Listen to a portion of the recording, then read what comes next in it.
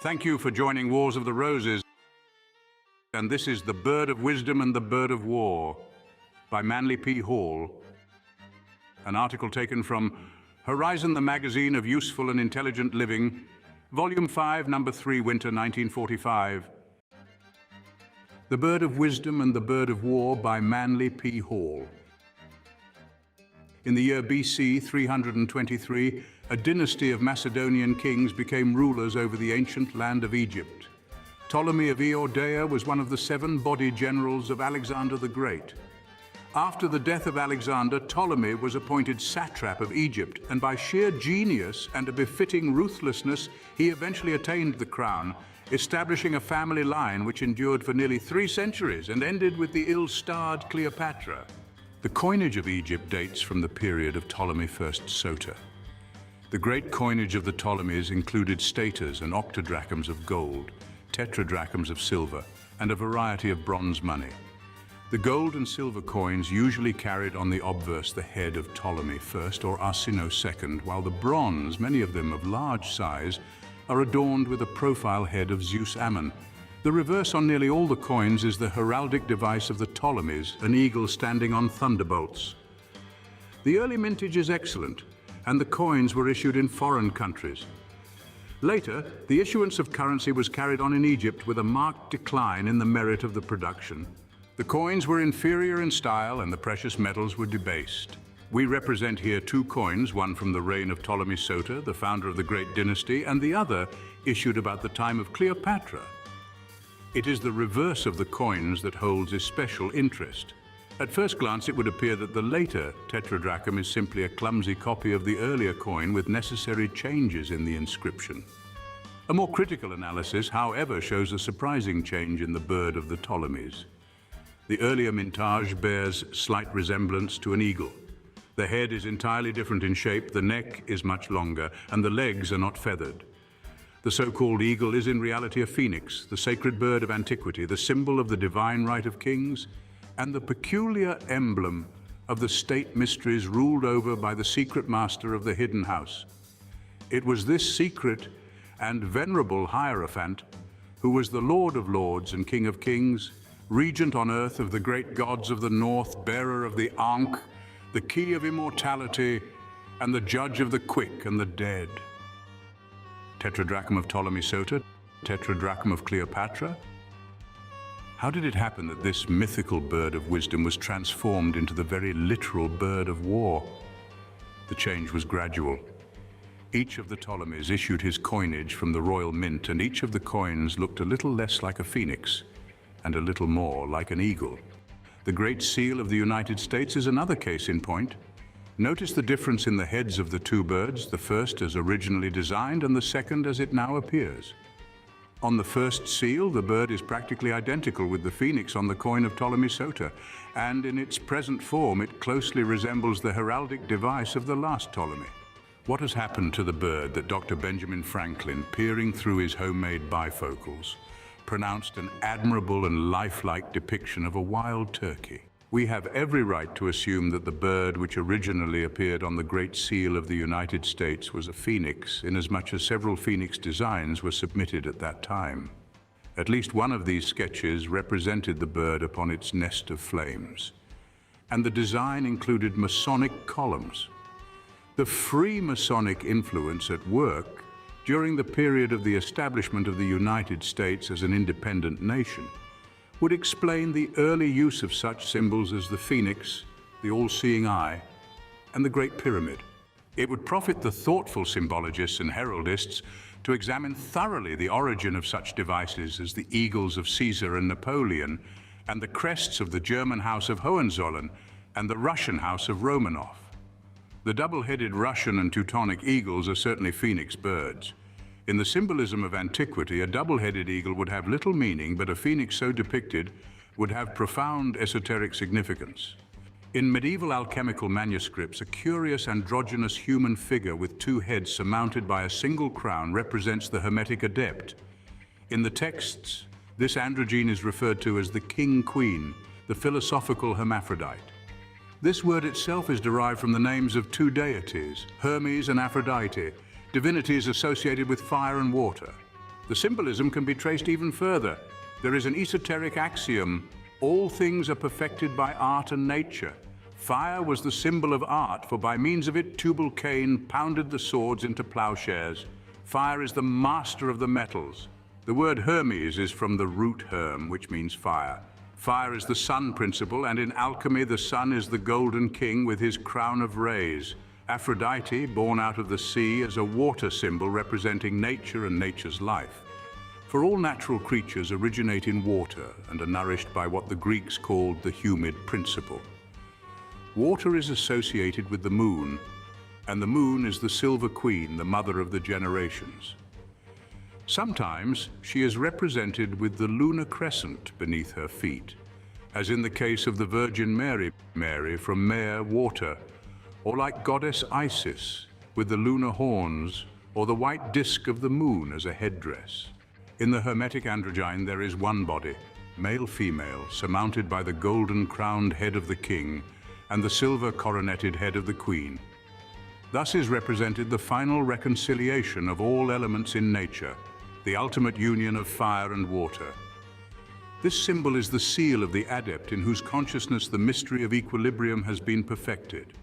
In the philosophical political speculation of the Rosicrucians and the early Freemasons, the king represented the state and the power of the mind, and the queen represented the church and the power of the heart. Their combination in the person of the Hermetic adept shadowed forth the mystery of the priest-king, the initiate ruler, the philosopher-king of Plato, the eternal priesthood of the Melchizedeks. The Egyptian pharaoh wore the double crown composed of the male and female symbols of the empires of the north and south. In Egypt, the royal descent was by the line of the mother, and it sometimes occurred that pharaoh was a woman, or that a brother and sister shared the throne. The royal robes always included the male and female garments, and if a woman was ruler of the state, she wore a false beard when appearing in complete formal regalia, or when seated on her throne in the House of the Mysteries. Phoenix or eagle. Figure at left shows bird's head from Great Seal of the United States of 1782. Figure at right shows the change made in the Great Seal of 1902. The priesthood from most ancient times has emphasized feminine garb. The priests of Memphis and Heliopolis wore the pleated linen skirts which constituted the basic garment of patrician women. The robes of the Egyptian priests have inspired most of the vestments of the Christian clergy, and like Pharaoh of old, the priest in his full habiliments combines a variety of male and female garments and adornments. The priest symbolizes the androgyny. In Syria, the Nazarenes and Essenes permitted both the hair and the beard to grow, thus again hinting at the androgynous symbolism. The Gabers of Hebron and later the Gnostics made constant use of the male-female symbolism. The high priest of the old Jewish rites came forth between the pillars of the porch, adorned in the garments of glory. Again, the basic garment was the white female dress, over which was worn the shorter male garment, fringed with bells and beautifully embroidered. The sod, the assemblage of the initiates, the esoteric school, was represented before the world in the person of the Hierophant or the master of the rites. He was the personification of the secret tradition of God and nature, father and mother, state and church, wisdom and work. The esoteric school itself, therefore, was the ultimate reality behind the shadowy symbolism of the Hermetic androgyny. The school was the father-mother of the Adepts, and from the womb of the mysteries was born the philosopher king. In the sacred fables, the phoenix was the only bird which renewed itself from within itself forever. When the time came for the phoenix to die, its body broke open and the new phoenix issued forth. It was therefore its own father and its own mother, symbolical of the eternal priesthood. The double-headed phoenix is therefore the crest of the king of the world, the sovereign body of the wise that rules forever by divine right. The grandeur of the symbolism lies in the fact that the device reveals not only the splendor of the philosophic elect, but is in itself a formula, the way and the means by which the end is to be accomplished in both the individual and nature. The Hermetic phoenix carries the symbols of the law and the prophets, severity and mercy, strength and beauty, eternity and time. These opposites must be united in one body, crowned with one crown, given wings and perfected in all powers and attributes. In the astrophilosophical mythology of the Chaldeans, the sign of Scorpio is the most mysterious of the zodiacal configurations. It is the only sign of the zodiac to which 4 completely different figures have been assigned. In astrological symbolism, Scorpio can be represented by a scorpion, a serpent, an eagle, and a phoenix. The sign represents life because it has been given control over the generative processes. And by what appears to be a complete contradiction, it is the natural ruler of the house of death. It is a water sign and the nocturnal throne of Mars, the planet of fire. It requires only a little research to bring forth the realization that beneath the symbolism of Scorpio is concealed the whole mystery of the Hermetic art. It is the sign of initiation and the initiate of death and life in one, crowned by deathless life. An interesting example of the death-life reversal in symbolism is found in the Egyptian Book of the Dead, which will be treated in greater detail in another article. It is sufficient to our present purpose to point out that the Egyptians themselves never applied such a name to the manuscript. The correct title of the work, which modern materialistic Egyptologists have nicknamed the Book of the Dead, is the Book of the Opening of the Mouth and of the Coming Forth by Day. The term the opening of the mouth has several meanings, the simplest of which are to utter praise, to speak forth, or to reveal that which has previously been concealed. The concealment is represented by the god Harpocrates with his finger upon his lip. He was the guardian of words to be spoken only to those who were worthy. He is the guardian of the esoteric doctrine. To come forth by day is a beautiful statement of the sublime purpose of thoughtful and intelligent living. To depart from this life in ignorance is to go out into the darkness of the unknown, but there is no darkness for one who has the light within himself. For the wise man there is no night, and when his time comes for the great transition to the other life, he goes forth in the light of day, walking with the gods. Scorpio, therefore, is the house of those who wander in darkness and also the house of those who go forth by day, each according to his own nature. The funerary rites are always patterned after the initiation rituals, for both attend the separation of consciousness from its body. Death is separation from a body. Initiation is separation from the body principle. The unregenerate human being leaves the body behind at death, but takes the bodily limitations with him to the other world. It is the initiate alone who can free himself from the entanglements of the bodily illusion. Initiation is freedom from body during physical life. The Egyptians represented life as daytime and death as night, so the initiate comes forth by day, that is, he leaves the body without death. Thus we gain another insight into the meaning of the old ritual. Scorpio represents the principle of form in the sphere of generation. Generation and regeneration are manifestations of a single principle.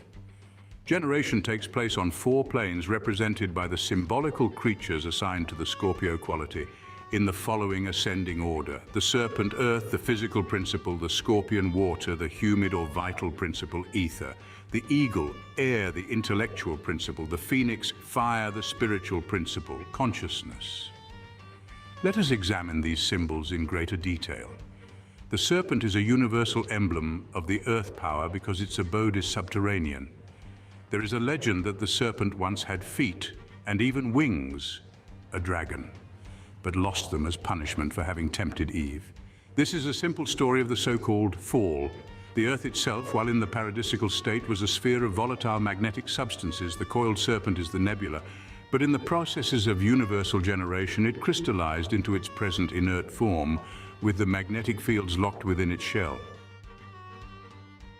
The Great Seal of the United States. Among the Indians of the Southwest, the serpent is the messenger of the Earth Mother, and it is forbidden to injure this reptile.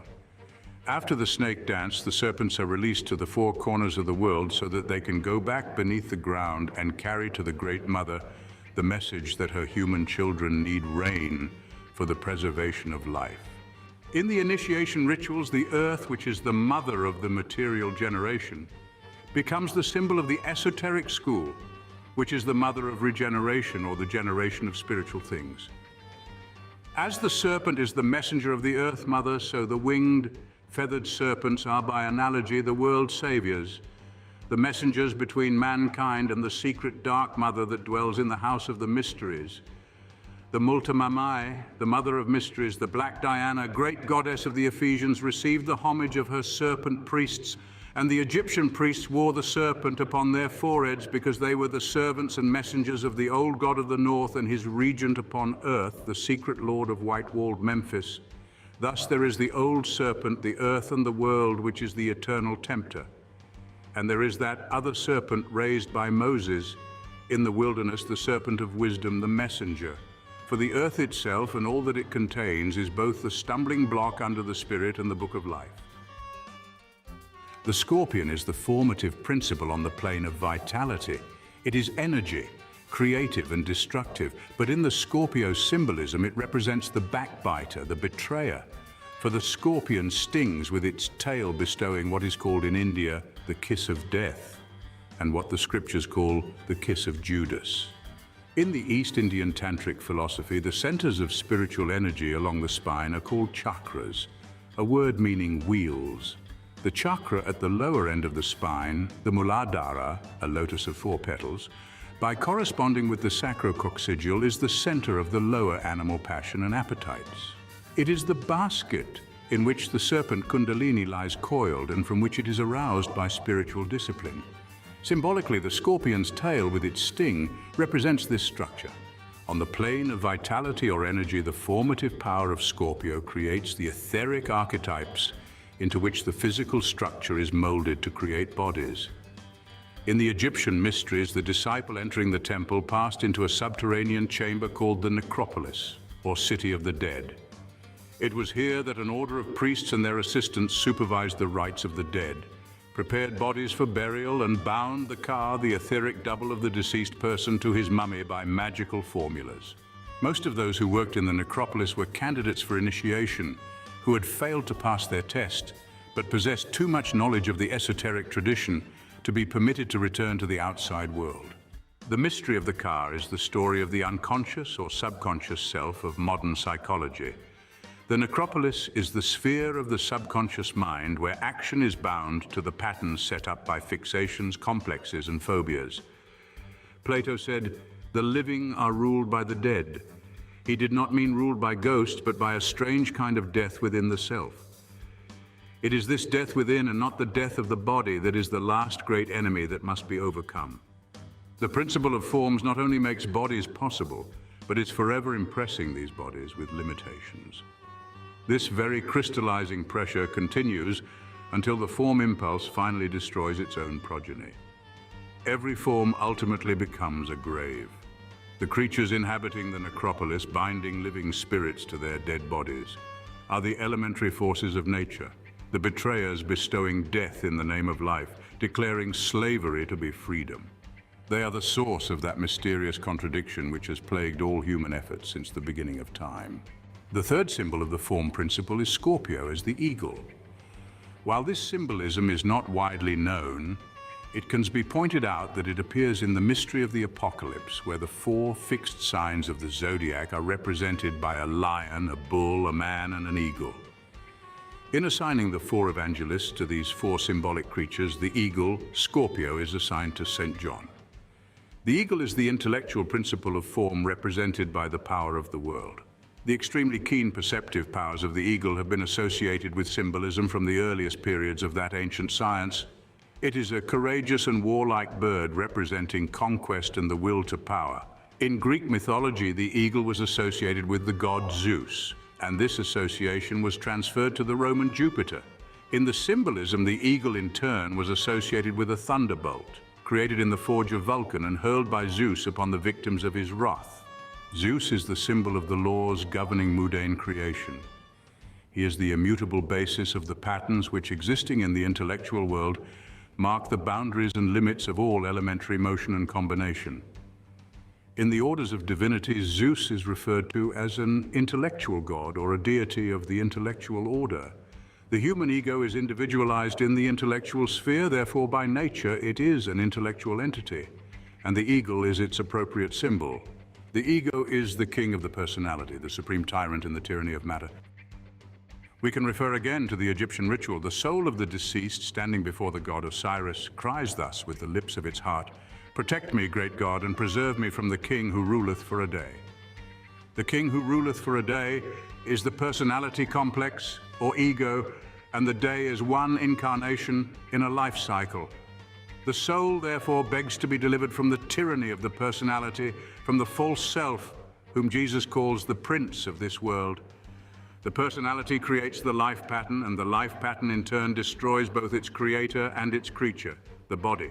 Symbols arise in the subconscious, and there is a curious integrity about them. It is not difficult to understand how the eagle came to symbolize the bird of power. Human beings, accepting the shadow for the substance, have given themselves over to ambition and the false belief that physical domination of others is an indication of personal superiority. Strong men have gone forth under the banner of the eagle to enslave the world.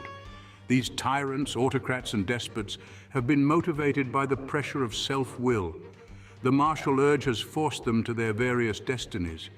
Even Hitler chose the eagle as the symbol of the Großdeutsches Reich, the great German overstate of the Teutonic Volk. But the tyranny of the eagle is not limited to the greater sphere of international politics. It lies at the root of the whole competitive way of life. The world belongs to the strong is the motto of the conquerors who conquer others but never themselves. It is interesting to realize that the world conqueror fails the moment it is necessary for him to administer by civil law the areas he has subjugated. He can take with force, but he cannot rule with wisdom. When the world conqueror divides among his generals the lands he has subjugated and sets up his autocracies in their midst, he is playing the game of the gods. Zeus called together the 12 Olympian deities and distributed the world among them. He set up their boundary, allotted their zones, and bound them as vassals to himself. He codified the laws decreeing obedience or death, and hurled the thunderbolts of his displeasure at any mortal or immortal who dared to oppose his will. Here is the tyranny of form.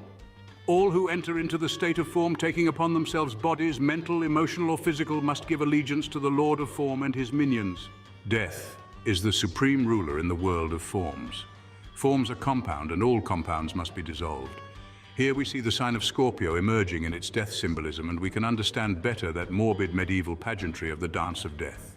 Menelaus said, "The cradle rocks forever in the open grave." In the physical world, immortality is the dream and death the reality. The fourth and highest of the Scorpio symbols is the fabulous phoenix, the king of the birds, the peculiar emblem of regeneration. The body of the immortal bird was covered with glossy purple feathers. The plumage of its tail was alternately blue and red, and about its neck was a circlet of golden down. The home of the phoenix was the desert of Arabia, where it built its nest of frankincense and myrrh. There was only one phoenix alive at a time, and the length of his life was 500 years. The historian Pliny writes that during the reign of the Emperor Claudius, the phoenix was captured, brought to Rome, and exhibited in the Forum. The probabilities are that some unknown tropical bird was mistaken for the phoenix on this occasion. The Chinese have an elaborate mythology about the phoenix, which they call the Feng Huang. The Chinese usually represent the phoenix birds in pairs, one male and the other female. The male bird is called Feng and the female Huang. The Feng Huang, used when referring to either or both birds, has the head of a rooster, the neck of a snake, the beak of a swallow, the back of a tortoise, is of 5 different colors, and stands about 6 feet high. From the Lun Uyu Tse Shuai Xing, the phoenix has 6 resemblances and 9 qualities. The resemblances are: the head is like heaven, the eye like the sun, the back like the moon, the wings like the wind, the foot like the ground, and the tail like the woof of a loom. The 9 qualities are: the mouth contains commands, the heart is comfortable to regulations, the ear is subtle in hearing, the tongue utters sincerity, the color is luminous, the comb resembles uprightness, the spur is sharp and curved, the voice is sonorous, and the belly is the treasure of literature. The Feng has a great fondness for music and rejoices in the playing of the flute and the sounding of jade bells. The 5 colors of the bird are red, blue, white, black, and yellow. These are the colors of the 5 celestial emperors and the colors of the planets in Chinese astromancy. The home of the Fung is over beyond the great desert of Gobi, and during the Han Dynasty, BC 206 through AD 23, these birds were seen frequently. The phoenix appears frequently in Chinese art and is a symbol of good fortune. It is among the peculiar emblems of the royal house. The Fung reappears in Japan under the name of Hu, and there it is believed that the birds appear only at the time of the birth of a great scholar or philosopher, the advent of an important dynasty, or some such extraordinary occasion.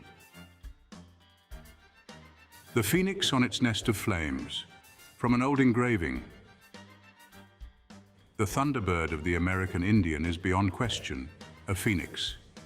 In the legends of the wandering tribes, the thunderbird inhabits the highest parts of the air in a world beyond the clouds. Its wings are of metal, and their flapping causes thunder. The flashing of its eyes is the lightning, and it shakes the rain from its plumage. It is the totem of the priesthood, and lives forever. When an Indian boy performs his vigil to earn his right of manhood and membership in his tribe, his totem appears to him in the form of a vision. If, during the vigil, the thunderbird appears, it signifies that the boy is to become a medicine man. The Egyptian phoenix is usually represented in human form with bird wings and the peculiar tuft at the back of the head, which is usually associated with the strange creature. There was an altar of the phoenix at Heliopolis, the city of the sun, and the Egyptians generally regarded the bird as a solar emblem. Above the orders of intellectual divinities, of which Zeus was the chief, were the intelligible gods, the father fountains of the life of the world. The term intellectual implies knowledge rising from experience or culture, that is, acquired. The word intelligible infers wisdom that is intrinsic, coming from within, or superior to experience. The intelligible divinities, therefore, were the sources of the intellect, but were superior to all intellectual activity. We can use the contrast of consciousness and thought. The conscious principle is superior to the mental principle to the degree that knowing is superior to believing.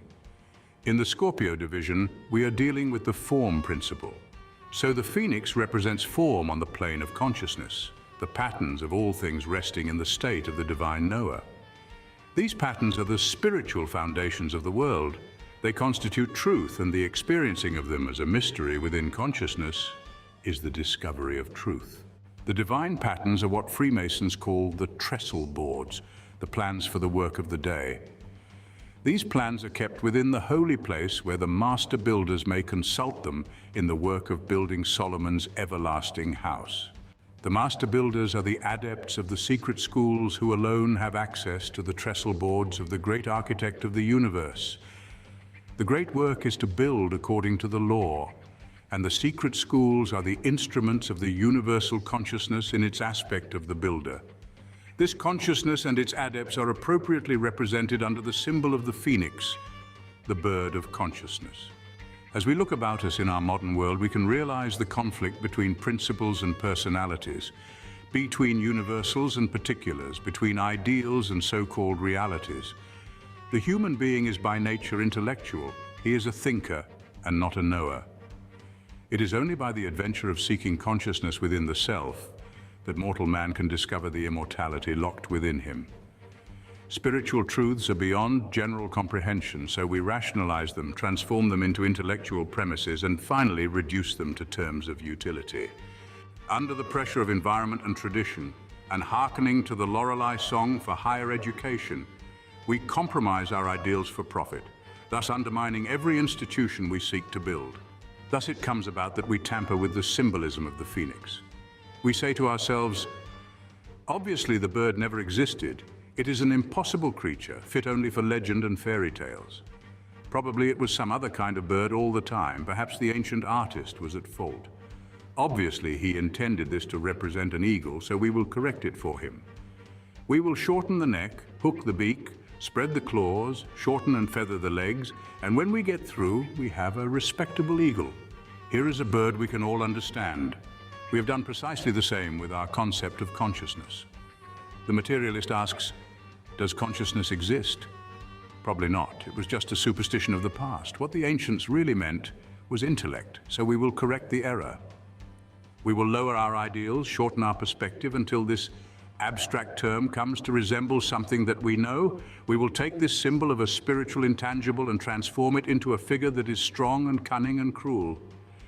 Now it has a familiar look, and undoubtedly this is what the benighted ancient really meant. He merely lacked the wit to express himself correctly. Having smugly eliminated the spiritual equation from our living and substituted personal ambition for a universal dream, we can understand how the bird of wisdom has been reformed to become the bird of war. Thank you for watching, and please don't forget to share, like, subscribe, and comment. And if you can, please consider donating to Wars of the Roses. Links to PayPal and Patreon are in the description. Thank you so very much.